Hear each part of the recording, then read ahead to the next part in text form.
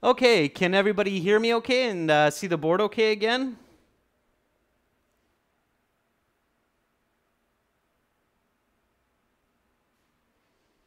Okay. Can everybody hear my voice? If you cannot hear or see, please let me know so I can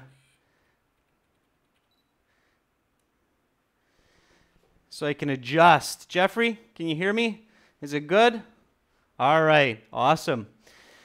So, like I was saying, a little bit of a technical hiccup. It was actually the power cord of one of the computers that decided it needed a switch up.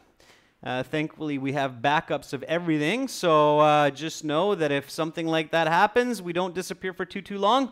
We'll be back in the lesson, okay? No, it's not the screen, Jablon James. It was the power cord. And I didn't realize the computer was using battery power until it was too late, okay? All right, so again, just a quick recap of what we said before, or what I said before that little technical mishap. When you listen to the audio and you answer these questions, make sure to compare them to your original questions and answers that you did from the answer sheet and see if they match. If they match, that's great. That means that you're doing good critical thinking and good predicting. If they're not matching, this is very important. So if your answers after you listen to the audio do not match with your questions and answers before you listened, just from looking at the questions, then you really need to think about what's going on. What did I do wrong? Okay?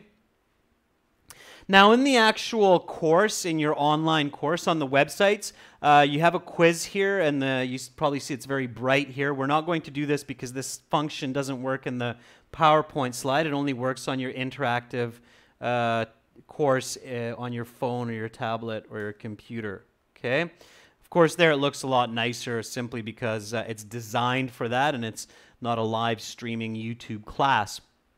Okay, so that was a quick and very powerful type of practice for critical thinking to improve active listening, okay? Now, the second very powerful type of exercise that you need to do at home, no surprise, is paraphrasing. So paraphrasing is an absolute must. If you want to improve your IELTS band scores, you have to do paraphrasing and you have to apply it to all sections of the IELTS. Of course, listening is no different. And then if you remember from our previous classes, there are several different ways to paraphrase. Paraphrasing, for those of you who didn't see before, is when you're able to say the same idea using different words. A simple example is like go and leave, okay?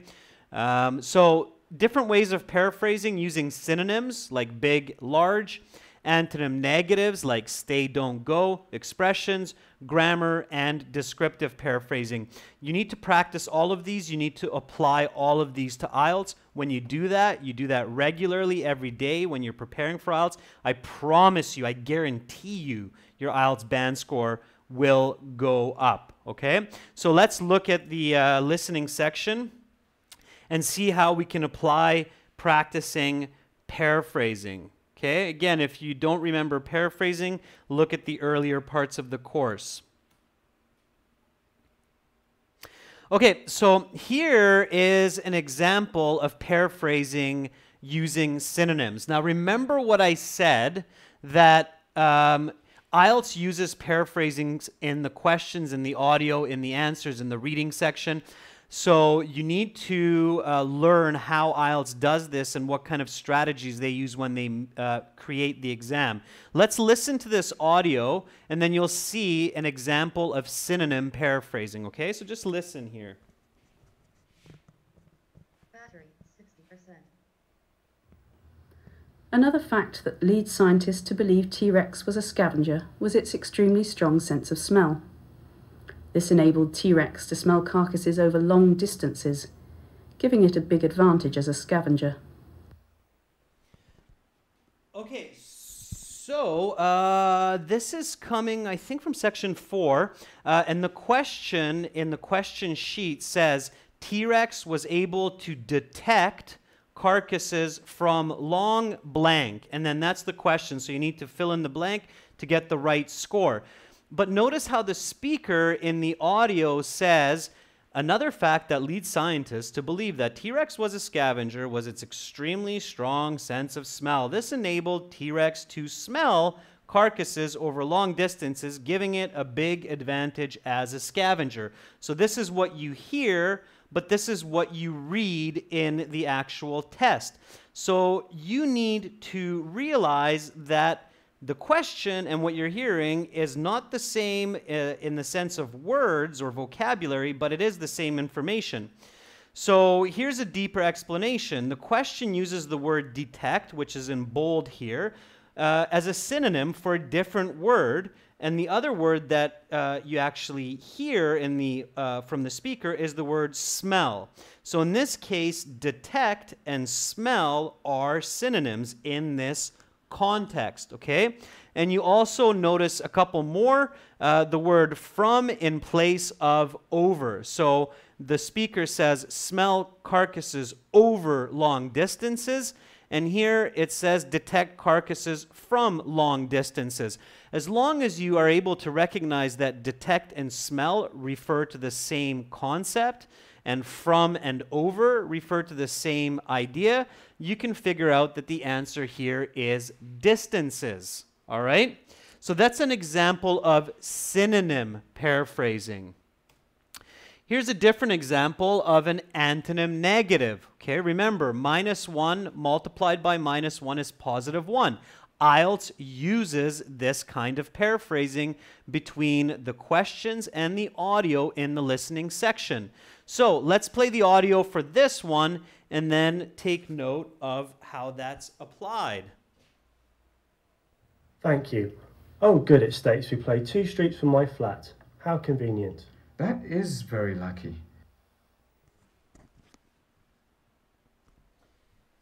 All right.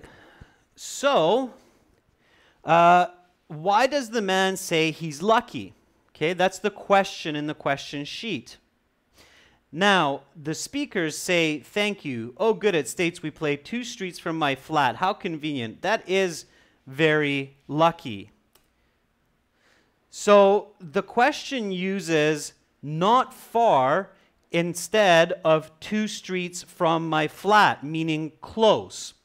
Okay, so this is a tricky type of antonym negative paraphrasing, but of course we realize that when somebody says, oh, it's only 2 streets away, then that means it's close. And not far, in this case, is the antonym and negative. So not is the negative word. Far is the antonym of the word close. So you need to understand that information to realize that the correct answer here is C. The playing field is not far from where the man lives. Is that clear for everyone? So Hugh Tran Quang says, yeah, I can see where you're going with that. Close equals not far. And you have to be able to identify that, okay?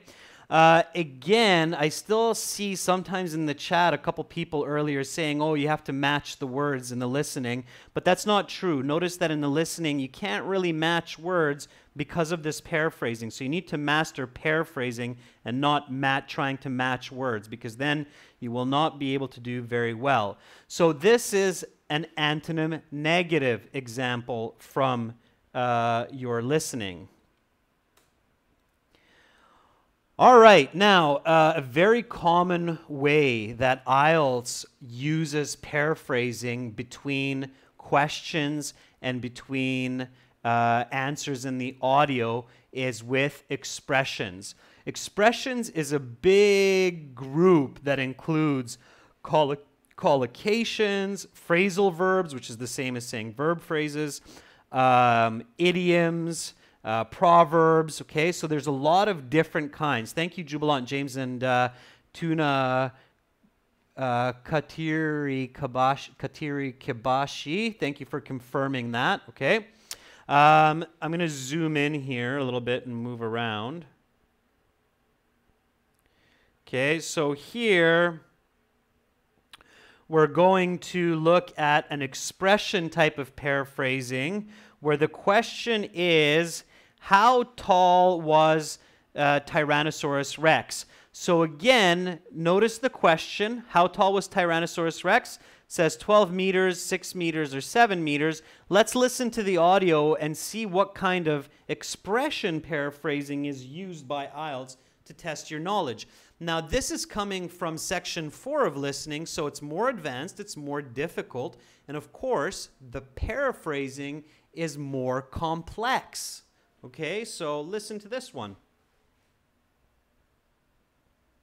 Tyrannosaurus rex was a large dinosaur.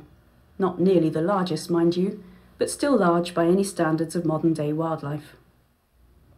The dinosaur's length was approximately 12 meters. Its height could reach 6 meters, and it weighed anywhere between 5 and 7 tons.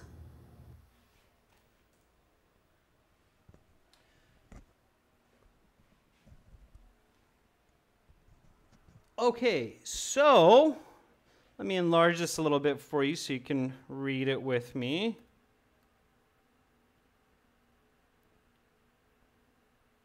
Okay, so here the speaker says Tyrannosaurus rex was a large dinosaur. Not nearly the largest, mind you, but still large by any standards of modern-day wildlife. The dinosaur's length was approximately 12 meters. Its height could reach 6 meters, and it weighed anywhere between 5 and 7 tons. Okay? So that's what the speaker says. The question uses the expression, how tall? Okay? So an example of this is the accurate question, or the clear question in English is, what is your height? The answer to that would be, I'm 6 feet tall. By the way, feel free to repeat these questions and answers. You could hear them in the speaking section of the exam. And then here's another way to ask, how tall are you? My height is 6 feet.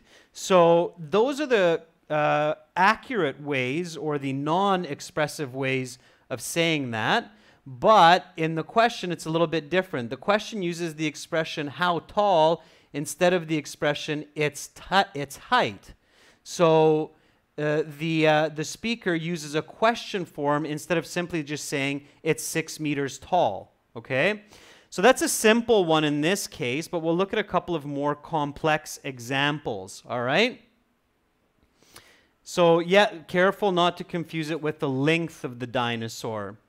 And my apologies for the smaller font here, girls and guys, but again, remember that this PowerPoint is adapted from the interactive course on our websites, which it's specifically designed for. So there, as I said before, it looks much, much better. Okay, let's look at another kind of paraphrasing using expressions. So this is a second example using expressions in the exam. Is this font big enough? Can most of you read this? I'm sure some of you are looking at this on your phones, some may be using tablets, some computers. So mostly, I guess, for the mobile phone users. Can you see this? Can you see this? Do I need to enlarge it? Or can you see the text okay? So Hugh says, yeah, I can read the text.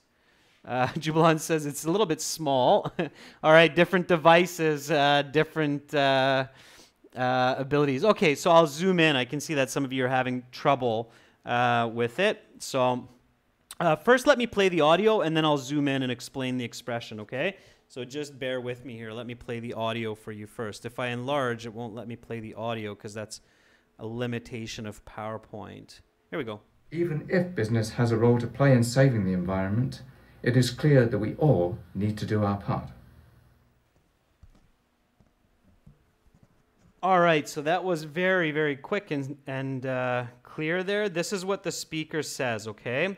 So the speaker says, even if business has a role to play in saving the environment, it is clear that we all need to do our part. So some of you have good English skills will very quickly realize that there is definitely an expression being used by the speaker here. So even if business has a role to play in saving the environment, it is clear that we all need to do our part. What is the expression? Can anybody tell me, or what are the expressions in what you're listening to? Again, this is coming from a section 3 or a section 4 of IELTS, so of course it's a little bit more difficult. It's not the... We need to do our part, yeah, absolutely, Hugh Tran. All need to do our part is the expression that we all need to be responsible. And there is another expression in there as well. There's 2 expressions in this one sentence. Anybody know what the other one is?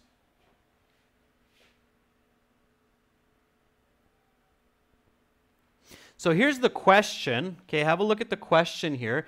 This is the question. It is apparent, however, that something have a responsibility to look after the environment.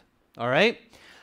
So we all need to do our part is the paraphrase. That's the expression for responsibility. The other one, of course, you could see that if you were reading later on in the slide, but the other one that's also is even if business has a role to play in saving the environment. Having a role to play means having a responsibility or having an impact, having some kind of a position in saving the environment. So role to play means that you have a position, you have a responsibility as well. Okay, so there's 2 expressions there. So clearly, to get the right answer here, or to help you get the right answer, you have to make the connection that responsibility is a paraphrase of need to do our part. Okay, and then you can realize that the correct answer for the blank is we all. All right. So again, my goal here is not really to show you example questions and answers. It's really just to focus on this paraphrasing that's happening in the IELTS exam. Okay. Pay attention to this blue box here. It says in the listening section 4 questions, this high level of paraphrasing is common. Okay. So really pay attention to that. Thank you for your compliments, Shiru. By the way, when you get to university, if you're taking IELTS to study abroad in an English-speaking university, you will realize when you're doing your exams in school that they do the same. Your professors will also be using paraphrasing, even more advanced, more technical paraphrasing than the IELTS. So that's why you have to get a high band score on IELTS, because if you cannot catch this kind of paraphrasing on IELTS, there's just no way that you're going to be able to catch your professor's paraphrasing in a first-year psychology, sociology, political science, biology, computer science class even, okay? So you need to pay attention to that. Hugh Trang Quang is saying, how can I get used to listening to British people? Hugh, I did a class exactly on that last week, so check out the previous couple of classes, okay? Rajat, don't worry about it. We're going to the next slide. We are going to look at... Oops. Before we get to grammar, I think there was one slide. Nope, okay. So that's it for expressions. All right, I thought there was one more about expressions, but I was wrong. No worries. There's a lot of different expression paraphrasings that you can identify when you're practicing this at home. Let's get to the next one, paraphrasing using grammar, okay? So another way that IELTS does paraphrasing is with grammar. Again, don't worry about this right now. I know the font is small. I'll enlarge it in a moment. Let's just listen. So just listen to the audio and then we'll identify the paraphrasing. So here we go. I already bought the material for the poster, so we don't have to worry about that. How much was it? It was £3. Okay, we'll each give you £1 for the poster board. No, don't worry about it. My dad paid for it anyway. Okay, so clearly this is a dialogue, and now let's look at it in a little bit more detail. So this is a simple example of a grammar paraphrase. This is a bit of an easier one. Some of them can be much more complicated. The question in your question booklet will ask you, who paid the cost of the poster board? And then the answer is one of the woman's father, the man's father. Okay? But the question is, who paid the cost of the man's poster board? So here we look at the dialogue between these two people. Anna says, I already bought the material for the poster, so we don't have to worry about that. Megan says, how much was it? And then Anna says, it was £3. Megan says, okay, we'll each give you £1 for the poster board. Anna says, no, don't worry about it. My dad paid for it anyway. So here, there's a couple reasons this can be difficult. Okay, let's zoom in on this. Okay, so it says, for a couple reasons this question is difficult. First of all, the answer, the grammar is paraphrased into a question. So in the discussion, Anna tells us that my dad paid for it, while the question says, who paid the cost of the poster board? So in the dialogue, it's a statement, okay? And a lot of times you'll see that paraphrasing in the IELTS between the audio and the questions. The question is in question form, and the audio is in a statement form, all right? That's a simple grammar paraphrase. There are even more complex ones, all right? So, and also notice that the poster board has been used in place of the pronoun it, okay? So here you have a very interesting synonym paraphrase where in the question they use poster board, but in the audio the speaker refers to the poster board with the pronoun it. My dad paid for it anyway. Okay, so you have to catch that synonym, it, meaning the poster board, and you have to realize that this is a statement and not a question in the audio. So that's a kind of grammar paraphrase. There are other kinds of grammar paraphrasings as well. Of course, I'm not going to get into all of those, otherwise you'll be sitting in front of your phone or your computer for hours and hours, but you need to practice those at home, okay? So then in your live course on our website, again, you have a quiz. The quiz walks you through different kinds of paraphrasings and checks how well you can understand and catch the paraphrasing. It's really important to test yourself on that, okay? So make sure that you do that, all right? So that's critical thinking, and that's paraphrasing for the listening section. So 2 out of 3 for those big strategies.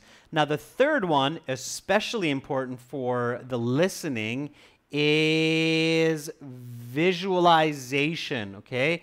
Being able to see information that you're hearing, okay? So in listening, you really need to use your imagination and be able to picture what's going on. You have to practice that frequently before you sit the IELTS, all right? It's very important. So here we're going to listen to a section 4. It's going to talk about climate change, so the changing temperature around the world. And what I want you to do now, before I start playing the audio, is just close your eyes for a second, or look at the ceiling, or zone out a little bit, and visualize climate change. So visualize what climate changes. Think about warm temperatures. I know in many parts of the world, including where I am, it's very nice hot weather, so it's easy to visualize warm temperatures. Picture the water rising, floods, maybe cities sinking into the ocean, okay? And when you're visualizing, try to think of cars driving around with lots of fumes, smoke coming out of it, a thermostat with the temperature gauge going up, you're sweating, your clothes are all sweaty. Okay, so visualize, picture what it means to have climate change. And then I'll play the audio here. So just picture. Your goal here is to create clear pictures in your mind. Now listen and visualize, okay? Battery 60%. Now turn to section 4. Take some time to look at questions 31 to 40. Listening section 4. You will hear a professor discussing climate change.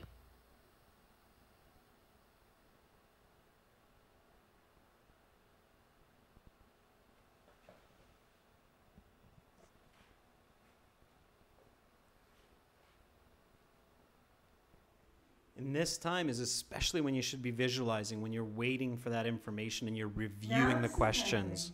And answer questions 31 to 40. Hello class, hope you all had a good weekend. Today we will be talking about climate change. Life on Earth is going to have some adapting to do if climate scientists are correct with regard to their predictions of the Earth's rising atmospheric temperature. Humans and animals alike may have to change both their habits and habitats. The average temperature on the Earth's surface has risen by an estimated 1 degree centigrade in the last 100 years, and this trend is continuing at an ever-increasing speed. Until now, it seems that business and the environment have met as adversaries. But with the growing profitability of green products, perhaps business can play a positive role in the fight to save the environment. There is an ever-growing consensus that the cause of climate change can be linked to human action. To be more specific, environmental change is caused by the emission of greenhouse gases. Carbon dioxide is chief among these. So what's so bad about things getting a little warmer, you may wonder? Weather patterns could become more extreme. The polar ice caps could melt. Sea levels could rise, and incidences of famine due to drought could also increase. On the other hand, places such as northern Canada will likely become more productive for farming and mineral and crude oil extraction. What isn't positive about the permafrost melting is that the ice is a carbon sink, and when it melts, it releases even more carbon into the atmosphere. It's clear that humans will have to change their relationship with the Earth and its resources, but the debate remains over who should be leading that change. Advocates of personal responsibility claim that small personal measures, such as changing light bulbs or riding a bike, can make a significant difference. On the other hand, governments from developing countries are calling for economic reparations to be paid by developed nations because, after all, it is the rich who cause most of the environmental damage and made money from it. The other major group that has profited from our increasing environmental degradation are corporations. Business has always been about production and consumption. The invisible hand of supply and demand has long run our economic system, and now there is an ever-growing demand for conservation. The question is, when will consumer demand be commensurate with green technological advances that allow for environmentally friendly products to actually be more profitable than those that pollute? One option to speed up this process is to have governments impose true cost taxes on every product that is sold. This would force prices to include an economic pressure to purchase or use products that will not cause further environmental degradation or carbon emissions. There is little doubt that climate change is going to cause a drastic difference to our environment and way of life. The questions that remain to be asked revolve around how to solve the climate crisis and who will pay for the restructuring of our patterns of consumption that have led to these problems. With the ever-growing desire for green consumer goods, perhaps businesses can answer some of these questions by producing environmentally sound products. Even if business has a role to play in saving the environment, it is clear that we all need to do our part. That is the end of section 4. You will now have half a minute to check your answers. All right, so that was a section 4 listening, so don't panic. You won't get something that difficult for the first couple sections. When you're doing this at home, so when you're using our materials, you get to this in the curriculum book and you go through this visualization. A really, really good step is write down, even in note form on a piece of paper, what you actually saw in your mind when you listen to this, okay? Now, very important part of this practice is when you write down what you saw, don't think about what you heard, But think about what you saw. And Mahendra, Gardi, I'm going to use your comment here as a good example. So you're saying temperature, increase, green products, CO2, drought, businesses, conservation. Mahendra, that's what you heard, okay? Just to be clear here, that's what you heard in the audio. But what did you actually see? That's the big question, okay? Not what you heard. Your focus here should be on the images, the pictures that you're seeing inside of your head. And you can mind map those, Jeffrey, absolutely. So you can definitely create kind of a web of images. I definitely suggest moving images as much as possible, but you can create a web of images that follows the structure of the audio or the information, okay? So, Khaled, ice melting, again, that's kind of what you heard, not what you actually saw. What did you actually see? Does everybody remember from the previous class what good visualization needs? Okay, so let me, this is one of the most important skills, ladies and gentlemen, so you really need to understand this clearly.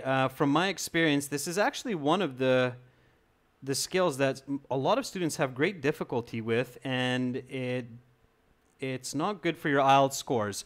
So here, when you visualize, okay, think and write down what you saw in your mind's eye. Not what you heard, okay? So I'll give you an example to make it more clear. When I listened to this audio, images that I saw was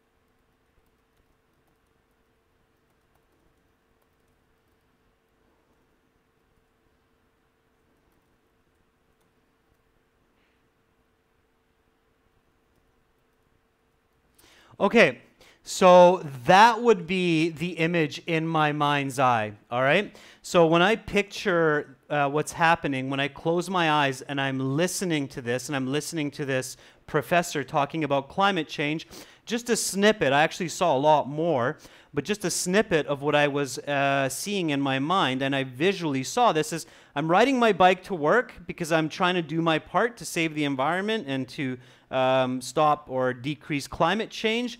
I have this refillable coffee cup in my hand, which is my green product, so that I'm not using a new coffee cup and throwing it away every day.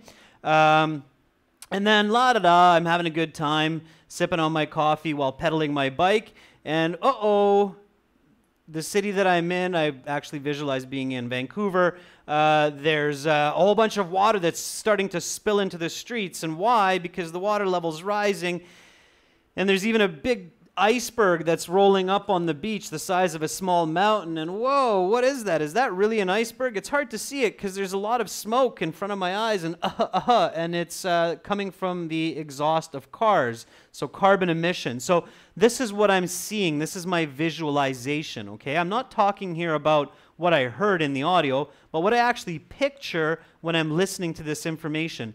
This kind of visualization takes practice.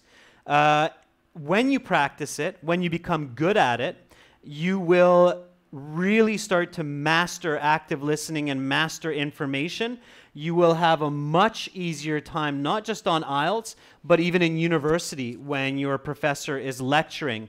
World's leading scientists, researchers, politicians are exceptional visualizers. They're able to create pictures in their mind to very strongly associate information that they hear or read so that they can use it in the future, okay? So it's a very, very important skill. Keep that in mind, all right? I kind of went out of my way to go into detail there because I know how important this is for you, okay? Hugh Tran, that's much better. So what you're saying is you can see people wearing masks to go outside because there's too much smog. It's S-M-O-G. Too much smog from the vehicles. And that's good. That's good visualization, Hugh. Jubilant James says, I see a thermostat where the glass is exploding because it's scorching hot heat. My white shirt is stuck to my body with sweat, and I'm seeing mirages in the distance from the chimneys in the factories. So Jubilant James, I painted a little bit more to your picture, but yes, you are on the right track, especially at the end of it, okay? Another thing I also saw, girls and guys, remember that one part where it's saying that rich people abuse the environment more?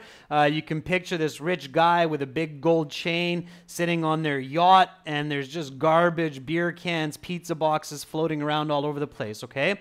So that's what you're doing, okay? And when you're finished listening and you're picturing all of this, so you're creating a movie that is derived from the audio that you hear, when you finish, try to rewind. Try to go back to the start of your movie and see if you can watch it again inside of your head, okay? And then you can play the sample audio again. I'm going to skip that for now, but if you go to your online course, you can certainly do that, okay? Here is another one of these listening practices. This is with the group project in the curriculum test. Again, when you listen, ask yourself these questions. What did I see before I started to listen? What did I see in my head while I was listening? Not what did I hear, what did I see, okay? Am I able to rewind? Am I able to go back to the beginning and watch my little mini movie again?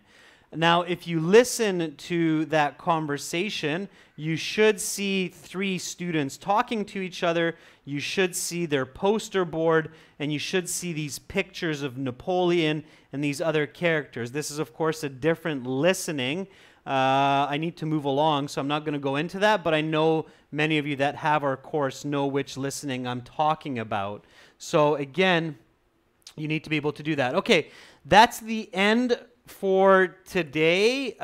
In our next class, we're going to go into specific question strategies. So that's the day after tomorrow. That will be on Friday. We'll look at multiple choice, filling in the table, filling out forms, short answer. We'll look at all 9 different question types for the listening section. Okay.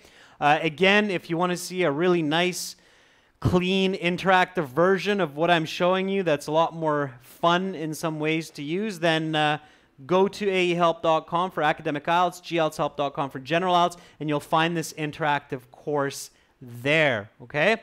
Apologies for some of the technical difficulties in today's class. It sometimes happens. The world is not perfect, but I'm proud of all of you who stuck through it. And that's the right attitude to be successful on IELTS. You need to persevere. You need to either push your way through challenges, whether it's difficulty in the writing task or the speaking or the listening. You either need to push through or go around, but you need to overcome the challenges one way or another, just like a technical difficulty in a live stream. So keep up the good work. Believe in yourself. I certainly believe in you. I know that your brains are beyond supercomputers, beyond quantum computers. So you can do it. Be successful. Keep it up. And remember, I can show you all of these strategies and skills and different ways of practicing them, but you're the only one who can actually do the work, okay? You need to practice it. It doesn't come easy. Critical thinking, paraphrasing, visualization needs to be practiced. Thank you for watching. Have an awesome rest of your day. Have beautiful dreams. If it's late in your country, you're getting ready for bed, don't forget to brush and floss. I'll catch you guys and girls tomorrow. Thank you so much for watching, and thank you for supporting us members. Bye for now.